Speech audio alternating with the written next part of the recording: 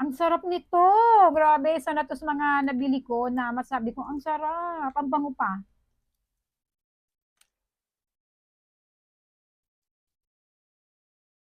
Alam niyo ba, kamote to, dried kamote na ang sarap.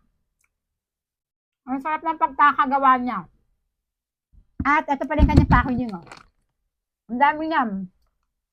Nakain na ako ng dalawa pang ito ko na to.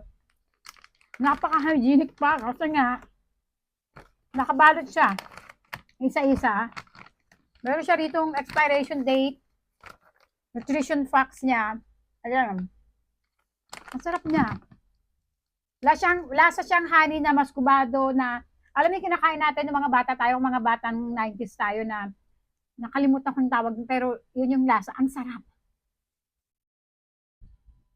Tapos yung kanyang texture, pag kinakain mo naman, parang siyang gummy, na ang sarap-sarap. Ang sarap nito. Kamote to, ha? Akalain mo na kamote to, ha? Ang sarap. Buti na lang nakita ko to. Nung nakita ko to nakain sa influencer dito, bumili agad ako.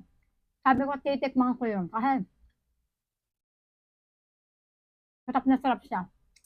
Totoo. Ang sarap niya nga talaga.